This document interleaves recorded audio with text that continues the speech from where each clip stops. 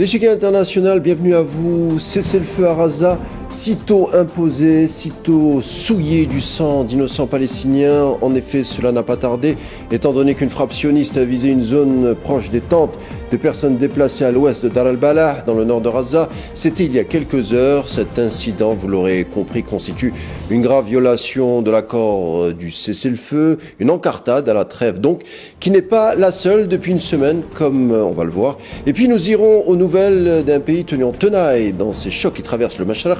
Je veux parler du Liban, pays fragile et résilient à la fois, dont le territoire a lui aussi été visé par des bombardements sionistes.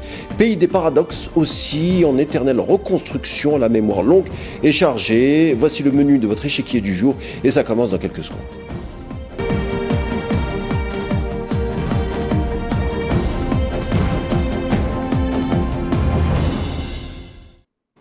Gaza, cette trêve en pointillé, écornée, comme on l'a dit, à cause de ces frappes sionistes, la situation humanitaire est apocalyptique, le contexte sécuritaire fragile et la perspective politique embrumée. Quelles conséquences pour la suite? On en parle avec le journaliste libanais Fouad Khouri. Hello, bonsoir et bienvenue. Est-ce que Monsieur Fouad Khouri m'entend? On va tenter de le récupérer. Il y a un petit problème de connexion puisqu'il intervient à partir de Beyrouth. Donc, on l'a dit, c'est une trêve qui a été, depuis quelques jours, qui a été complètement écornée à cause des frappes sionistes et beaucoup s'y attendaient. C'est pour ça que la trêve imposée par Trump était au conditionnel. En tout cas, l'ensemble des représentants de la région étaient inquiets, on le savait. On entame le deuxième round de la trêve imposée par Trump et justement ce deuxième round a des contours un peu flous puisque l'entité palestinienne devra être dirigée par une entité supranationale où les Palestiniens seraient marginalisés. On a parlé plus d'une fois de Tony Blair comme étant peut-être l'espèce de super gouverneur qui dirigerait les affaires politiques à Gaza. En tout cas, il n'y a pas beaucoup de Palestiniens et peut-être que c'est en train de mettre les graines d'un futur conflit. En tout cas, on en avait parlé hier. Alors, les frappes sionistes sur Rafah, au sud de Gaza, ainsi que à Dar al-Balah, c'était il y a quelques heures. C'était ce matin, donc, en Palestine occupée, puisque d'après les bureaux des médias du gouvernement à Gaza, depuis le cessez-le-feu, c'était il y a 10 jours, l'entité sioniste aurait commis environ 47 violations faisant 38 morts palestiniens, blessant 143 Palestiniens. Donc on le pressentait que la trêve serait rompue et que peut-être, on l'espère pas, mais que les combats, les bombardements sionistes pourraient reprendre d'un instant à l'autre. Alors l'entité sioniste recommence à bombarder, si tant est qu'elle est arrêtée un jour. Le président américain a été applaudi à la Knesset il y a quelques jours en disant que la paix est advenue au Moyen-Orient. Est-ce que Fouad Khouri Hello est avec nous? Oui, je vous entends bien. Alors, rapidement pour les présentations, bonsoir et bienvenue. Bonsoir à vous. Vous êtes libanais, directeur du quotidien L'Orient du Jour, qui est un des quotidiens les plus influents du Proche-Orient. Très heureux de vous avoir, en tout cas, avec nous ce soir. Alors, Fouad, on commence par Gaza. Le cessez-le-feu a été brisé, ce à plusieurs reprises, par des frappes sionistes. C'était ce matin. Mais entre nous, Fouad, cela était prévisible. Oui, malheureusement, le cessez-le-feu ou le traité, de façon générale, de Gaza est une illusion. Il y a deux alternatives pour les Palestiniens. La première, c'est une forme de mandat international qui leur enlèvera leur souveraineté. Et la deuxième, c'est le départ forcé. Alors, je m'explique. Si on regarde les termes de la déclaration de Sharm el-Sheikh et qui font référence au plan Trump, si on regarde les détails du plan Trump, il y a là-dedans le désarmement total de Gaza, Et puis il y a autre chose aussi qui est assez dangereux et significatif, c'est l'exigence d'une réforme de l'autorité palestinienne. Alors bien entendu, l'autorité palestinienne a besoin d'être réformée puisqu'ils ont le même président qui s'appelle Mahmoud Abbas, Abou Mazen, depuis 2005. Puis il y a des accusations de corruption diverses. Donc il y a certes un besoin de réformer, mais le point c'est que cette réforme viendrait d'en haut et de l'extérieur. Ce n'est pas le peuple palestinien qui est en train de prendre cette initiative, c'est une initiative internationale pilotée par les États-Unis, avec un rôle pour les pays européens, pour tous les pays arabes. Donc qu'est-ce que ça donne? Ça donne qu'on fait le lien entre la possibilité d'une paix pour Gaza et l'exigence d'une réforme pour l'autorité palestinienne. Donc l'autorité palestinienne, comme elle est en Cisjordanie, on fait le lien entre Gaza et la Cisjordanie et on prive les Palestiniens de leur souveraineté dans ces deux régions. Qu'est-ce que ça donne? Eh bien, dans le meilleur des cas, il y aura une reconnaissance d'un État palestinien par la communauté internationale et ce sera un cadeau offert pour les États arabes. Alors, il y a les États du Golfe, il y a l'Arabie saoudite, il y a d'autres États qui exigent un État palestinien pour prix d'une normalisation régionale. Mais d'un autre côté, cet État palestinien n'aura pas les attributs de la souveraineté. Il risque d'être un État fantoche. Alors, faut être le meilleur des cas, c'est un État fantoche. Alors, faut être le pire des cas, oui. Allez-y, allez-y. Le pire des cas, par contre, c'est ce qu'on est en train de voir. C'est si ce qu'on est en train de voir maintenant se perpétue, eh bien, vous allez avoir le Hamas qui est toujours déployé dans la bande de Gaza. Donc, le Hamas et d'autres factions armées éventuelles qui se tirent dessus encore. Donc, les termes de l'accord de Trump ne sont pas respectés. Ils ne sont pas respectés d'un point de vue israélien. Donc, les combats continueront. Et surtout, ça voudra dire que même s'il y a un scénario de paix, il n'y aura pas un scénario de reconstruction. Tant que le Hamas est sur le terrain, l'argent ne va pas entrer, la reconstruction ne va pas se produire. Or, on parle de 100 milliards de dollars et de 10 ans. On a besoin de 10 ans et de 100 milliards de dollars. Donc, voilà, vous imaginez que là, absolument. Et là, les Palestiniens rentrent dans une région, dans les régions de Gaza qui étaient occupées, où 90% est détruit. Et je dirais que la dernière occupation par Israël sur les derniers 30 à 45 jours a achevé de détruire ce qui ne l'avait pas été dans les 2 dernières années. Alors Fouad, je vous interromps Fouad, oui. On l'a dit, hein, l'entité sioniste recommence à bombarder. Pourtant, Fouad, vous avez vu comme moi, c'était il y a quelques jours, le président américain Donald Trump applaudit à la Knesset en disant que la paix était advenue, qu'une aube nouvelle se lèverait sur le Moyen-Orient. Une prestation du président américain qui semble être une distorsion avec ce que vous êtes en train de nous dire, puisqu'on continue de bombarder et de tuer des Palestiniens à l'heure où on parle. Alors aidez-nous à comprendre, qu'est-ce qui s'est passé depuis ces 10 jours? Comment vous analysez la chose, vous, au sein de votre quotidien, l'Orient du jour? Mais nous savons très bien de toute façon que les étapes du plan étaient tout à fait conditionnelles encore, et que le diable était dans le détail, comme on le dit, on le savait depuis le début. Et il y a la première partie du plan et la toute première partie qui était de restituer les otages, et elle n'a pas été totalement complétée puisqu'on est encore en train de dire mais où sont les cadavres des otages israéliens qui étaient à Gaza et qui n'ont pas été restitués. Et la réponse du Hamas, c'est que c'est des cadavres sont sous les décombres. Donc allez les chercher sous les décombres quand tout a été bombardé et qu'on ne sait plus retrouver les bâtiments. Donc on peut très facilement exploiter ça comme un contentieux. Mais je dirais au-delà de ça, la vraie question c'est, même si vous annoncez une paix, ok, qu'est-ce que ça veut dire concrètement pour les citoyens de Gaza? Parce qu'il y a un des articles de la déclaration de Trump qui est quand même très parlant, où il dit on ne forcera pas les gens à partir, hein, et on les laissera rentrer si possible. Mais il n'y a nulle part écrit on leur donnera les moyens de rester. Il n'y a nulle part un engagement clair et net de donner aux habitants de Gaza tous les moyens de reconstruire toutes les écoles, tous les hôpitaux, toutes les habitations, toutes les rues, les usines, les entreprises, les gens qui ont perdu les moyens de subsistance, les gens qui n'ont plus une tente pour se cacher dedans. Tout ça n'existe plus. Et il n'y a aucun dans aucun des points de l'accord de Trump, il y a un engagement à faire tout ça. Or, si vous ne faites pas tout ça, qu'est-ce que vous risquez de faire? Vous risquez de... Ce que la guerre n'a pas pu faire, la guerre n'a pas pu faire partir les gens, et donc on ne va pas les faire partir par la guerre, on risque de les faire partir par la paix. Parce que si la situation actuelle s'éternise, et qu'en gros, il n'y a pas de reconstruction de Gaza comme elle doit être faite dans les mois et les années à venir, mais les Palestiniens qui sont sur place, qu'est-ce que vous croyez qu'ils vont faire? Ils vont commencer à se dire, bon, ben, est-ce qu'il y a un pays qui veut bien m'accueillir? Et alors, vous savez, si juste les nations qui ont participé au sommet de Sharm el-Sheikh, qui sont une trentaine, si chacune veut accueillir 30 000 Palestiniens, ça fait 1 million.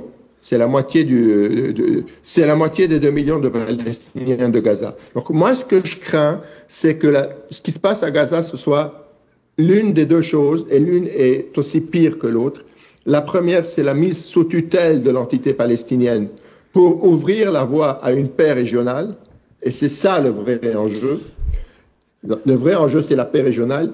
Et la deuxième alternative, c'est de garder Gaza à petit feu dans cette situation. Et les gens partiront par la paix et non pas par la guerre. Mais justement, Netanyahou, parce que ce matin, suite au bombardement, beaucoup de journalistes arabes ont dit que Netanyahou était un menteur. Pourtant, on se fait l'avocat du diable. Netanyahou a toujours dit au sein des organes médiatiques sionistes que les bombardements continueraient tant que le démantèlement du Hamas ne serait pas effectif, ainsi que le désarmement des autres courants de résistance, non des factions. En 2 ans de bombardement, ce but n'a pas pu être rempli. Néanmoins, durant 2 ans, 83% des morts à Gaza sont des civils, d'après les données du renseignement militaire sioniste repris par le quotidien britannique The Guardian. À titre de comparaison, sur les autres théâtres armés, c'est 10% de civils tués en Ukraine et 8% en Afghanistan. 83% de morts civiles à Gaza, dont une majorité de femmes et d'enfants. Cela ne peut pas être que des dommages collatéraux. Netanyahou, lui, a toujours été clair dans sa volonté de faire partir les Palestiniens de gré ou de force.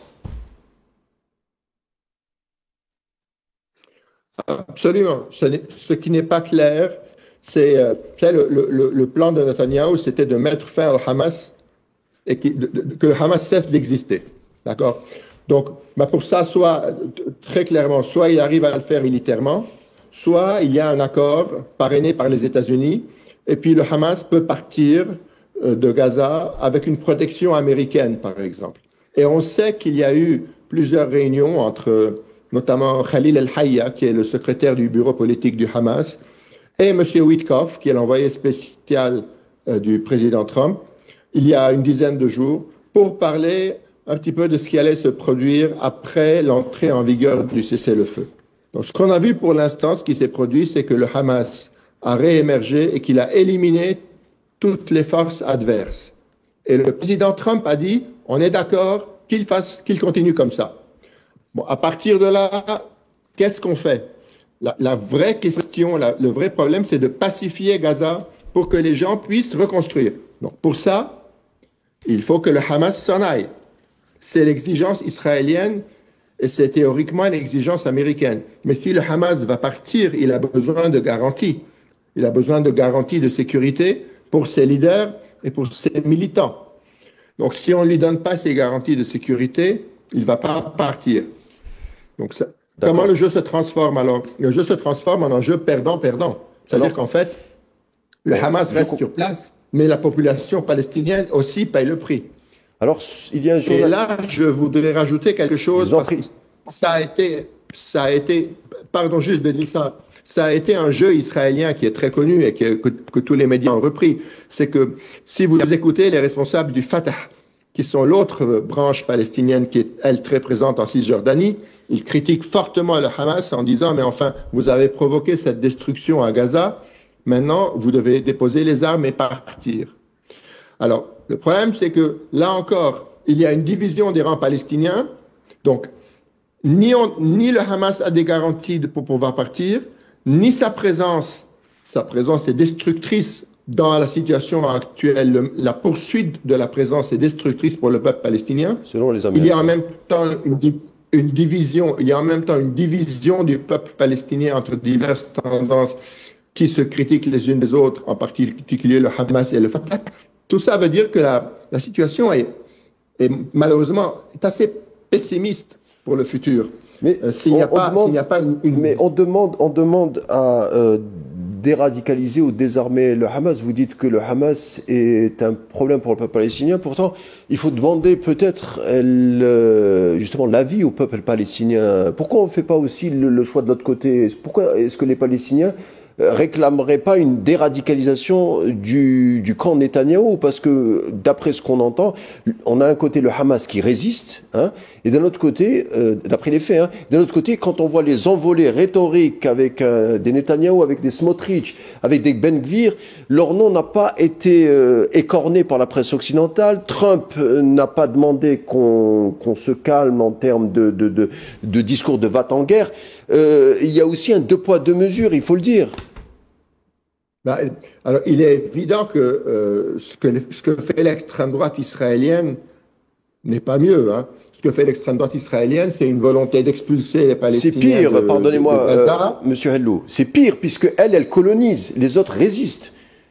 Après, on peut parler des méthodes et tout, c'est un débat, mais il y a une partie qui colonise et qui essentialise et qui ont des envolées presque nazis. C'est même des juifs qui le disent, des représentants des droits de l'homme juifs, même en France, qui parlent de nazification du sionisme. Et d'un autre côté, on a des Palestiniens qui sont chez eux et qui résistent. Il y a peut-être une distorsion du traitement, là.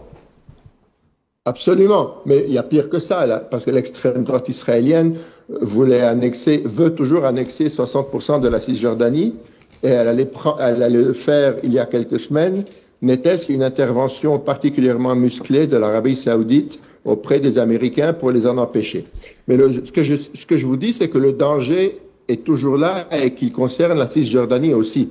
Et les Palestiniens sont vraiment dans une situation difficile. Mais pour reprendre le point particulier du Hamas, ce qui est important aujourd'hui, c'est de se dire qu'est-ce qu'il faut pour le peuple palestinien. Okay, donc, est-ce qu'on veut se reposer sur le plan Trump pour discuter de l'avenir du plan palestinien? Si on ne le veut pas et qu'on veut reprendre la lutte armée, ok, c'est un choix. Mais si on veut se reposer d'une manière ou d'une autre sur les termes du plan Trump, le plan Trump parle de déradicalisation. Donc, il parle en fait de retrait du Hamas de la bande de Gaza pour être remplacé par d'autres forces, et en particulier des forces militaires, en grande majorité arabes et musulmanes. Bon. Mais c'est aux Palestiniens, c'est encore une fois, c'est aux Palestiniens de choisir. Regardez par exemple ce que nous dit on parlait de sources sionistes, regardez ce que nous dit un journaliste du Haaretz, qui est un journal sioniste de gauche, un journaliste qui se nomme Nir Hasson, qui a repris des données du génocide à Gaza, qui a publié ses conclusions il y a un mois. Voici son substrat. Il nous dit: l'entité sioniste ne cherche pas à contester les chiffres comme quoi l'armée coloniale a visé délibérément des civils, et que la proportion des civils tués est la plus élevée de toutes les guerres du XXIe siècle. C'est un journaliste sioniste qui le dit au Haaretz, Nir Hasson. Donc c'est délibéré. La tragédie à Gaza de ces 2 ans est d'une violence inouïe. Pourtant, en Occident, avec Trump, on met surtout l'accent, encore une fois, sur la déradicalisation du Hamas et du retour des prisonniers chez eux. On appelle ça du négationnisme et du paternalisme. Il faudrait demander aux Palestiniens de choisir leurs représentants et non pas leur imposer. Je suis tout à fait d'accord, mais dans ce cas, il faut savoir, premièrement, est-ce qu'on accepte, est-ce qu'on continue de parier sur le plan Trump, ou est-ce qu'on en fait table rase en se disant que ça n'apportera pas la solution? Et la deuxième question, c'est il faut absolument que les Palestiniens décident, mais que veulent les Palestiniens? Si le peuple palestinien, en particulier à Gaza, veut poursuivre la lutte, il en a parfaitement le droit, mais il faut quand même savoir que la lutte est extrêmement inégale. Et la lutte est particulièrement destructrice. Donc, alors, effectivement, vous me direz, oui, mais il faut peut-être demander aux Palestiniens, ils ont peut-être envie de continuer de la même manière. C'est une question à laquelle je ne peux pas répondre. Je ne sais pas qui peut répondre à cette question aujourd'hui à Gaza de manière libre et démocratique, vu la situation, mais c'est certainement une question à poser. Alors, Ce week-end, c'était un hommage, hein, on continue à parler de cet élan extrémiste sioniste. Alors, ce week-end, on a rendu hommage, ce week-end a marqué l'anniversaire du massacre de l'église Saint-Porphyre à Raza. On en avait parlé ici même, c'était il y a 2 ans, où des avions sionistes ont bombardé l'église en tuant 17 chrétiens qui s'étaient réfugiés au sein de l'église. En Occident, pour tenter, on le voit, pour tenter de sauver Netanyahou, on évoque régulièrement sa croisade judéo-chrétienne contre l'extrémisme. Mais dans les faits, les Palestiniens chrétiens, notamment en Cisjordanie, sont aussi victimes du sionisme et de la colonisation. On n'en parle pas beaucoup en Europe de ces victimes, à savoir les Palestiniens chrétiens. Pourquoi, selon vous? Vous savez, les Palestiniens ne font pas la différence entre chrétiens et musulmans dans leur lutte. Non, les sionistes le font. C'est les sionistes qui le font. Puisqu'on parle de déradicalisation. Mais les Palestiniens ne le font pas. Les Palestiniens ont eu des leaders historiques de la résistance. Je ne citerai que Georges Habash parce qu'il est très connu, qui étaient des chrétiens, mais de façon générale, la lutte nationale palestinienne n'est jamais entrée dans les dédales du confessionnalisme. Non, je parle du traitement médiatique. C'est le traitement médiatique en Occident. C'est-à-dire, on nous dit que Netanyahou est en croisade contre le radicalisme. Alors, quand on voit dans les faits, les Palestiniens, eux, ne font pas de différence, puisque c'est une lutte nationale et politique. Alors oui, mais je crains malheureusement que dans cette affaire, Israël ait le soutien des principales puissances. Et c'est bien ça le drame, c'est que ce qui est proposé aux Palestiniens, quel que soit le scénario, est difficile à accepter, voire tout à fait inacceptable. Parce que même le meilleur des scénarios que je vous décrivais tout à l'heure, eh bien, c'est un scénario de mise sous mandat. D'accord. On va reconnaître l'État de Palestine, et on va en faire un État fantoche. Voilà ce qui va se passer. Alors au Liban, d'énormes explosions ont été observées dans le sud et l'est de votre pays, tuant au moins une personne. Les officiels de l'entité sioniste ont déclaré avoir visé des infrastructures du Hezbollah, malgré un accord de cessez-le-feu en vigueur depuis novembre de l'année dernière, conclu sous l'égide des États-Unis et de la France, mais jamais respecté par l'entité sioniste. Alors, quelles sont les nouvelles libanaises, Fouad? Écoutez, la situation est très difficile parce que nous sommes pris un peu dans un piège. La réalité, c'est que depuis 1 an à peu près, le Hezbollah n'a plus tiré sur Israël. Il a complètement cessé le feu. Par contre, Israël tire tous les jours sur le Liban.